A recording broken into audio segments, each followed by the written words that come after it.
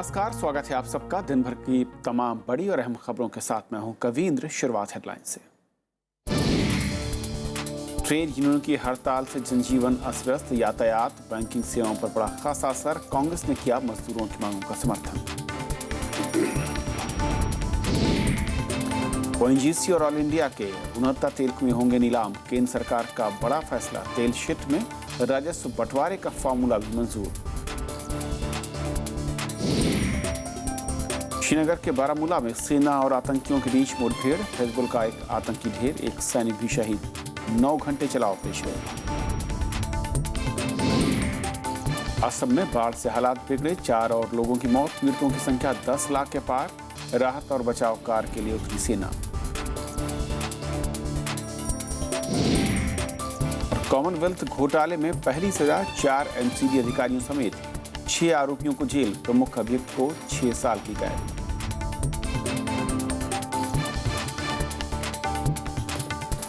और आइए देखते हैं हमारी आज की पहली खबर।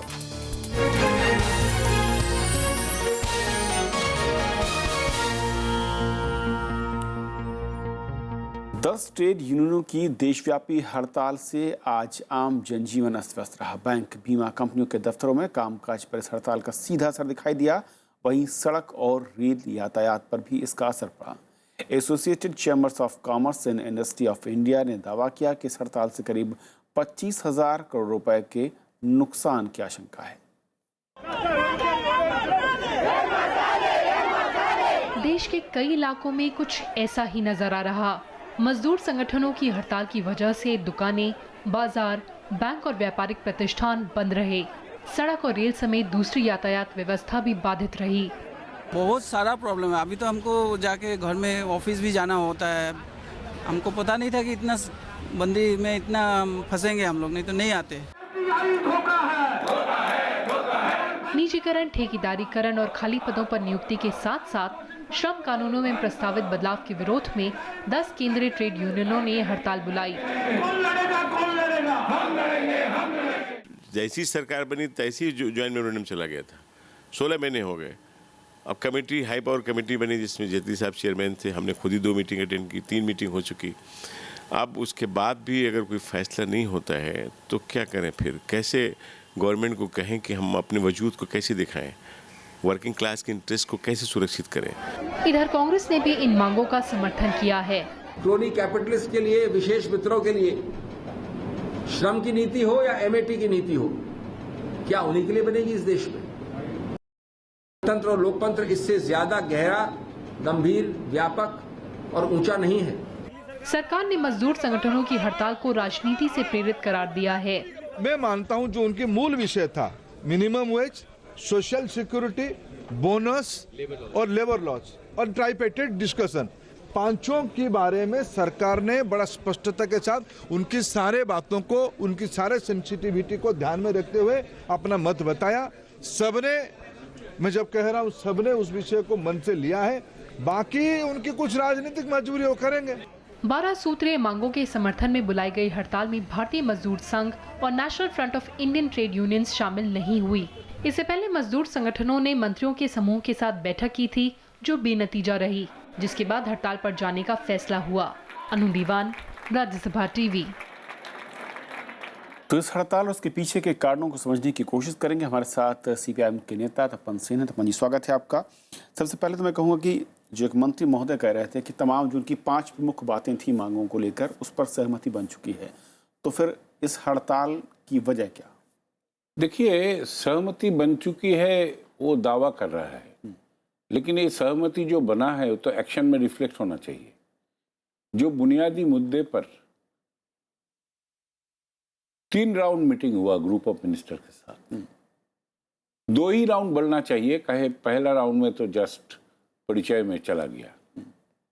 2 राउंड मीटिंग हुई, स्पष्ट तो सारे मांग रखा गया और हमने ये बताया जो खास करके 3-4 मुद्दे पर, जैसा ठेका श्रमिकों का मुद्दे पर, मिनिमम वेज का मुद्दे पर और श्रम कानूनों को मुद्दे पर, इसी में सरकार को हम आश्वासन सिर्फ नहीं चाहिए, आश्वासन बहुत सुना है। यही मांग पर हम और 3 हड़ताल कर चुके थे यूपीए का जमाना में। इंटैक भी हमारे साथ शामिल थे तब। तो ये आश्वासन का क्षेत्र पार हो गया। आप सरकार आने का बाद 1 साल के ऊपर टाइम दिया, 1 साल के अंदर हम कोई एक्शन में नहीं गया, तो अभी कोई कंक्रीट कदम उठना चाहिए। और कंक्रीट कदम जिस मुद्दे पर ऑलरेडी भारतीय श्रम सम्मेलन में आम सहमति हो गया है, आम सहमति का मतलब केंद्रीय सरकार, राज्य सरकार, सारे ट्रेड यूनियन, सारे मालिकान के संगठन मिलकर आम सहमति हो गया है, मिनिमम वेज के बारे में वो आपको लागू कीजिए। दूसरा बात जो है, जो हमारे जो स्कीम वर्कर्स है, आंगनबाड़ी, मिड डे मील, ऐसा 1 करोड़ वर्कर है जो डिफरेंट सेंट्रल गवर्नमेंट स्कीम में काम कर रहे हैं। भारतीय श्रम सम्मेलन में इस बारे में भी आम सहमति हुआ जो ये सारे वर्कर को वर्कर के दर्जा दिया जाए, मतलब कम से कम मिनिमम वेज और सोशल सिक्योरिटी इसको मुनासिब हो, उसको थोड़ा अलाउंस के नाम में, और उसको वॉलंटियर बताया जा रहा है, अलाउंस के नाम में काम कर रहा है। कम से कम मिनिमम वेज तो वर्कर, जब वर्कर का दर्जा उसको मिलना चाहिए। ये भी आम सहमति का सिद्धांत है भारतीय श्रम सम्मेलन का। और तीसरी बात है जो कॉन्ट्रैक्ट वर्कर का मुद्दे में, जो आज इंडस्ट्रियल सेक्टर में कॉन्ट्रैक्ट वर्कर ही 70% है, 30% रेगुलर वर्कर है, एक ही काम कर रहा है, लेकिन रेगुलर वर्कर का 1/3 का वेतन भी कॉन्ट्रैक्ट वर्कर को नहीं मिल रहा है। तो ये डिकोटमी क्यों? और ये आज का जो कॉन्ट्रैक्ट वर्कर के जो कानून है, वो कानून का रूल्स में क्लियर बताया गया है, उसको रूल्स को आप प्रतिपालन करो, कोई नई बात नहीं है। जो कानून के जो रूल्स बना है उसी को इम्प्लीमेंट करो। इस बारे में भी आम सहमति हुआ था भारतीय श्रम सम्मेलन में, इन तीनों को लागू करो। और चौथी बात है, जो श्रम कानून अपलाए थे नए प्रस्ताव, ये प्रस्ताव में ट्रेड यूनियन सहमत नहीं है। कहे कोई भी कानूनी एक्सरसाइज जब होता है जिसका लक्ष्य होता है सबको कवर करो, to have a rule of law on everybody. लेकिन ये श्रम कानून के जो प्रस्तावना सरकार ने लाया है, एक तो ऑलरेडी पार्लियामेंट में इंट्रोड्यूस हो गया है, बाकी 2-3 और होने वाला है। तो ये कानून के लक्ष्य, प्रस्तावना का लक्ष्य है सबको कवर करना नहीं, रादर ज्यादा से ज्यादा मजदूरों को सारे कानूनों को, दायरे को बाहर फेंकना, जिसका ऊपर कोई कानून नहीं लागू होगा, कोई कानूनी प्रोटेक्शन नहीं रहेगा। अगर एक एस्टेब्लिशमेंट में काम करते हुए 40 आदमी है, 40 तक एम्प्लॉयमेंट है, ये इसे सारे एस्टेब्लिशमेंट को आप 14 श्रम कानून, minimum wages act, payment of wages act, payment of bonus act, industrial disputes act, बाहर कर देते हैं। सारे 14 श्रम कानून से पीएफ, ईएसआई इसको बाहर कर देंगे। और सरकार बोलेंगे हम आपको मिनिमम वेज बढ़ाने के लिए कुछ कर रहा हूं, जो कानून के आधार पर उसको मिनिमम वेज मिलेगा। 75% ऑफ द इंडस्ट्रियल वर्कफोर्स, उसको आप इसको दायरे को बाहर कर रहे हो। और वही मीटिंग में आप बोल रहे हो जो आपको मिनिमम वेजेस एक्ट का जो कानून, उसके आधार पर हम आपको मिनिमम वेज को थोड़ा बहुत बढ़ाएंगे। तो बंदा अगर होगा तो ये क्या है? ये सारे टीम के ऊपर एक फ्रॉड है। आप कह रहे हैं कि 3 प्रमुख मांगों पर सहमति बन गई श्रम सम्मेलन जब हुआ था, उसके बावजूद लागू न कर पाने के पीछे सरकार की दलील क्या थी जब बैठ के हुई आप लोग? नहीं किया, कहे मालिकान ने, एम्प्लॉयर्स ने उधर तो सहमति दिया, दबाव में, लेकिन नहीं, वो लोग नहीं कर रहा है, इसीलिए सरकार नहीं आगे बढ़ रहा है। ये तो काफी स्टडी हुआ इसका ऊपर, सरकार के काफी स्टडी कराया, इसका फाइनेंशियल इम्प्लीकेशन क्या होगा सब स्टडी करवाया। अभी फिर सरकार बोल रहा है कॉन्ट्रैक्ट वर्कर का ठेका मजदूरों को समान काम में समान वेतन के अधिकार के ऊपर हम फिर कमेटी बना के स्टडी करेंगे। जो कोई स्टडी के लिए हम तैयार नहीं है। तो एक कमेटी बन चुका था, स्टडी किया था, उसको रिपोर्ट दिया था सरकार के सामने, अभी इसको इम्प्लीमेंट करने का सवाल है। तो अब सवाल ये उठता है कि अगर सरकार, जो आप खुद कह रहे हैं कि सहमति बनी, उससे वापस पलट गई, रास्ता क्या है? सरकार एक तो है, सरकार जब ये बात बोलते हैं, सरकार सच नहीं बोलते हैं। अभी मंत्री जी ने बोला वो राजनीतिक, तो ये मंत्री जो बोल रहा है, ये मंत्री जी का ही राजनीतिक मजबूरी है जो उसको ये बात बोलना पड़ेगा। लेकिन अगर मुद्दा पर खुले दिमाग से देखे, सहमति बना नहीं था, हर बात में टकराव हुआ। और हमने बताया जो आम सहमति है बिना हिचकिचाहट उसको लागू करो, झगड़ा आधा खत्म हो जाएगा, नंबर 1। और नंबर 2, जो श्रम कानून बनाने का जो हमारे संवैधानिक निर्देश है, सबको ऊपर लागू हो जाए, रूल ऑफ लॉ।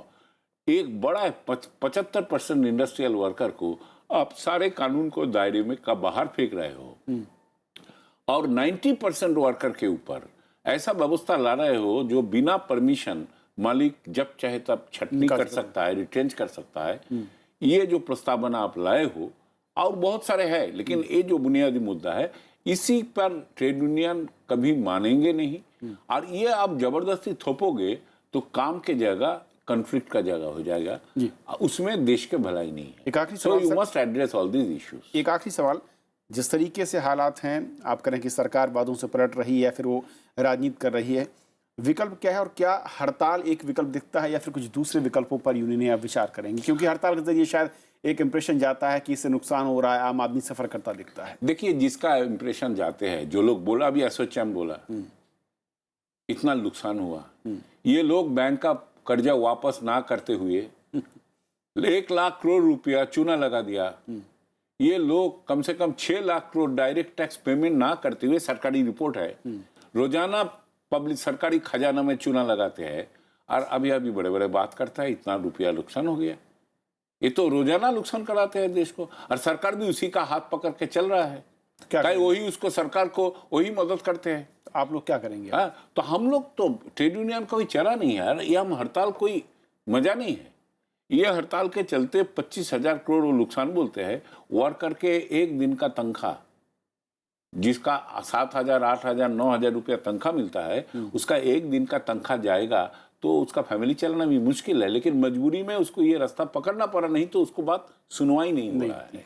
तो यही रास्ता है। और हम तो एक दिन में नहीं गया, हमने ये सरकार आने का बाद पहला ही उसको अपने मांग पत्र दिया, बार बार चर्चा किया, हर फोरम में बात करते गया। इवन 20-21 जुलाई 2015 46th इंडियन लेबर कॉन्फ्रेंस में प्रधानमंत्री जी इनॉग्रेट करके गया, उसका नतीजा भी ये लोग निर्णय लेना नहीं चाहते हैं। तो सरकार बोल रहा है सारे डिमांड पर सहमति हो गया, गलत बोल रहा है। चलिए, तो पंजाब कहना कि सरकार बोलेंगे नहीं, झूठ बोल रहा है, बोलना ठीक नहीं होगा, अनपार्लियामेंट्रियन है, बोल रहा है जो सच नहीं बोल रहा है। सरकार सच नहीं बोल रही है, आप करें। और कि उन मांगों पर जिन पर सहमति बनी थी उस पर सरकार को आगे बढ़ना चाहिए। तो बंदा बहुत बहुत शुक्रिया इस चर्चा में शामिल होने के लिए आपका। ये थी हमारी पहली खबर। छोटा सा ब्रेक के उस पार दिन भर की दूसरी बड़ी खबर।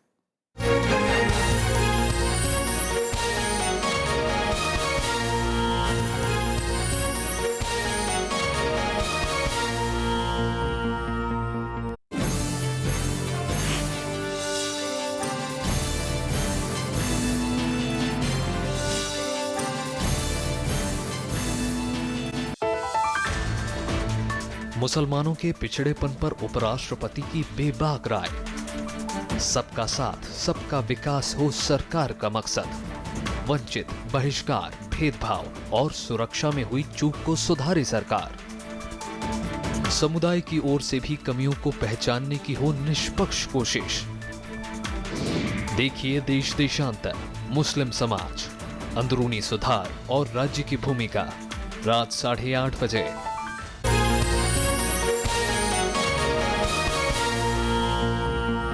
सरकारी तेल कंपनियों ओएनजीसी और ऑयल इंडिया लिमिटेड की अविकसित तेल कुओं की नीलामी के प्रस्ताव को कैबिनेट ने मंजूरी दे दी है और ऐसे तेल कुओं की संख्या 69 है। एकीकृत लाइसेंसिंग व्यवस्था को भी मंजूरी मिल गई है। इससे कंपनियां हर तरह के हाइड्रोकार्बन निकाल सकेंगी। साथ ही राजस्व बंटवारे के फॉर्मूले को भी बदल दिया गया है। सरकारी कंपनी ओएनजीसी और ऑयल इंडिया की 69 ऑयल फील्ड्स की नीलामी होगी। तेल क्षेत्र में पहली बार राजस्व हिस्सेदारी मॉडल पेश किया जा रहा है। इसके तहत ऑयल फील्ड्स की नीलामी कर उन्हें निजी और विदेशी फर्मों को दिया जाएगा। नीलामी में हाइड्रोकार्बन का उत्पादन करने के सिलसिले में ऑपरेटरों के लिए एकीकृत लाइसेंसिंग शुरू की जाएगी। Conventional hydrocarbon, unconventional hydrocarbon, oil, gas, shale oil, CBM, कोई एक फील्ड में सारा चीज या 2, 3, 4 चीज उसमें मिलती है। सारा उत्पादक प्रोड्यूस को वो उत्पादन कर सकता है।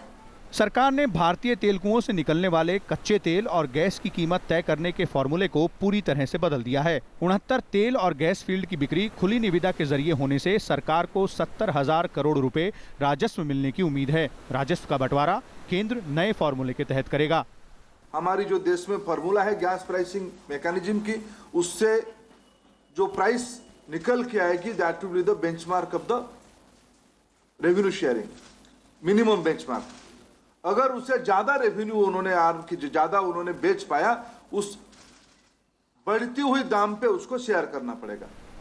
ओएनजीसी और ऑयल इंडिया लिमिटेड इन 69 तेल फील्ड को कई साल से अपने पास रखने के बावजूद उनका विकास नहीं कर पाए हैं। इन कंपनियों का कहना है कि सब्सिडी साझा करने की व्यवस्था की वजह से इन फील्ड्स को विकसित करना आर्थिक नजरिए से व्यावहारिक नहीं है। विशाल दहिया, राज्यसभा टीवी, दिल्ली। जम्मू कश्मीर के बारामूला में 9 मुठभेड़ के बाद सेना ने एक आतंकवादी को मार गिराया। इस मुठभेड़ में सेना का एक जवान भी शहीद हुआ है। बारामूला जिले के राफियाबाद के इलाके में सुबह करीब 7 बजे ये मुठभेड़ शुरू हुई थी। आतंकी एक घर के भीतर छुपा था, जिसे सेना ने बाद में धमाके के जरिए उड़ा दिया था। मारे गए आतंकी का नाम रियाज अहमद है, जिसका ताल्लुक हिजबुल मुजाहिदीन से है। इस मुठभेड़ में सेना का भी एक जवान मारा गया है और इस सूचना के बाद इस इलाके में सर्च ऑपरेशन चलाया गया और मारे गए आतंकी पर 10 लाख रुपए का इनाम घोषित था।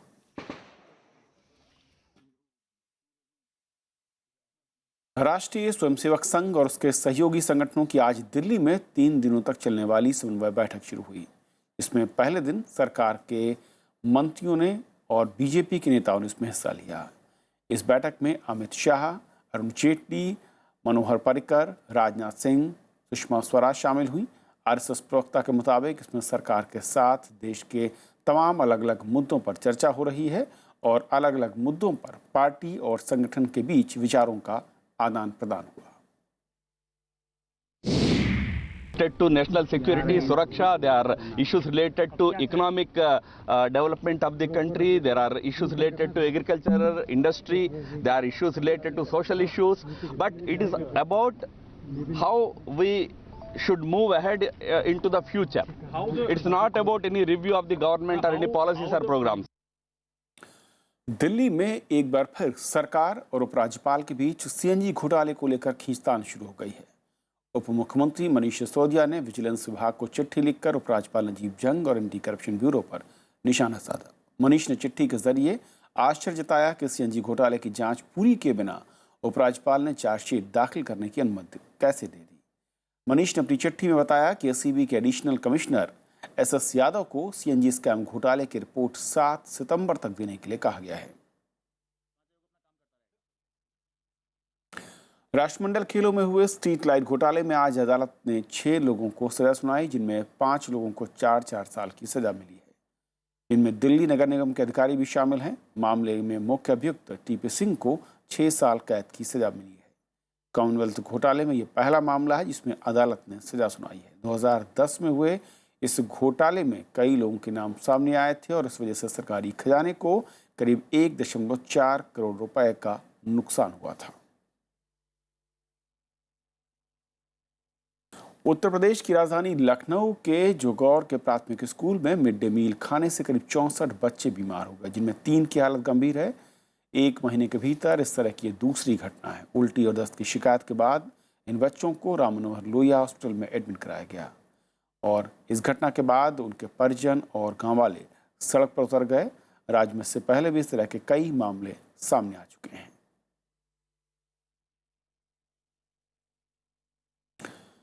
असम में बाढ़ की स्थिति गंभीर हो गई है। राज्य के करीब 2000 गांव बाढ़ की चपेट में हैं। 10 लाख से ज्यादा लोग बाढ़ से पीड़ित हैं। राज्य में आज बाढ़ से 4 और लोगों की मौत की खबर है। इसके साथ ही बाढ़ के चलते मरने वालों की संख्या अब 24 पहुंच गई है। राहत और बचाव के लिए सेना इस वक्त तैनात है और बड़ी संख्या में लोगों को राहत शिविरों में ले जाया जा रहा है। ब्रह्मपुत्र समेत राज्य की दूसरी नदियां उफान पर हैं। बाढ़ से 1 लाख हेक्टेयर में खड़ी फसल पानी में अब तक डूब चुकी है। वहीं पड़ोसी राज्य अरुणाचल प्रदेश के नामसाई और लोहित जिलों में भी बाढ़ की स्थिति विकराल बनी हुई है। दक्षिण चीन सागर में चीन के बढ़ते दखल को देखते हुए भारत और ऑस्ट्रेलिया, अमेरिका और जापान के साथ मिलकर संयुक्त सैनिक अभ्यास करने की योजना बना रहे हैं। ये भारत और ऑस्ट्रेलिया के बीच दीर्घकालीन रक्षा संबंधों का हिस्सा होगा। ऑस्ट्रेलिया के रक्षा मंत्री केविन एंड्रयूज ने आज इसी सिलसिले में रक्षा मंत्री मनोहर पर्रिकर से लंबी बातचीत की।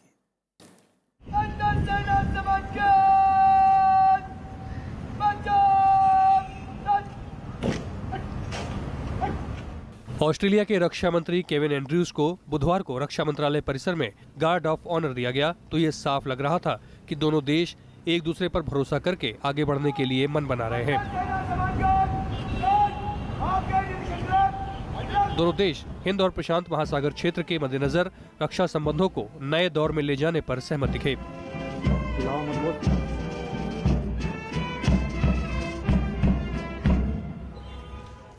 एंड्रयूज ने कहा कि दुनिया की अर्थव्यवस्था में हिंद महासागर बेहद महत्वपूर्ण है।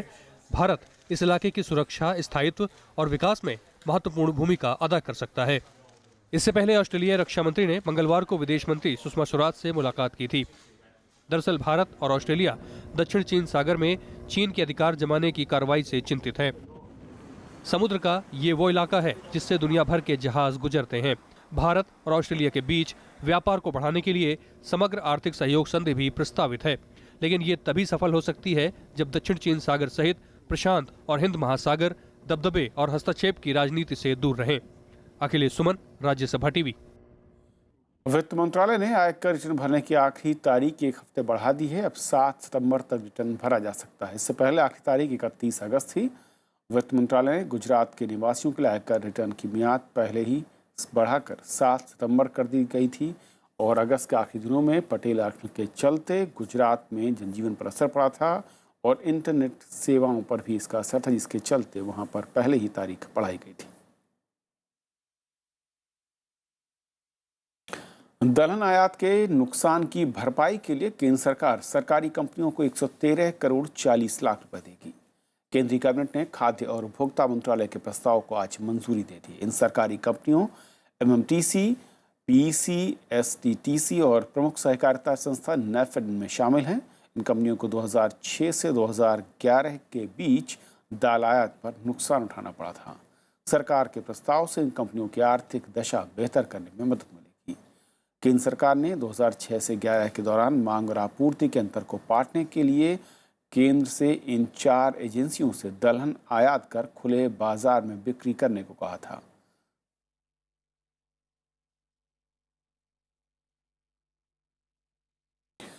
मुख्य आर्थिक सलाहकार अरविंद सुब्रमण्यम ने आज कहा कि उपभोक्ता वस्तुओं की कीमतों में काफ़ी गिरावट देखी जा रही है और इसीलिए मुद्रास्फीति यानी महंगाई की बजाय मूल्य गिरने को रोकना अब नई चुनौती है।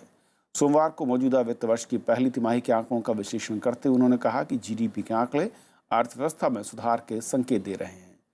उन्होंने कहा कि अब भी अर्थव्यवस्था के 8 से 8.5% की दर से बढ़ने की उम्मीद है, लेकिन सरकार को इसके लिए आर्थिक सुधारों का लक्ष्य हासिल करना होगा। Perhaps one of the real challenges that's posed by the estimates is that, in terms of prices, perhaps we should as much be focusing on possible price deflation rather than price inflation. चीन में आर्थिक सुस्ती का असर भारतीय बाजारों पर भी दिख रहा है। शेयर बाजार आज भी बिकवाली के झटके से उबर नहीं सके।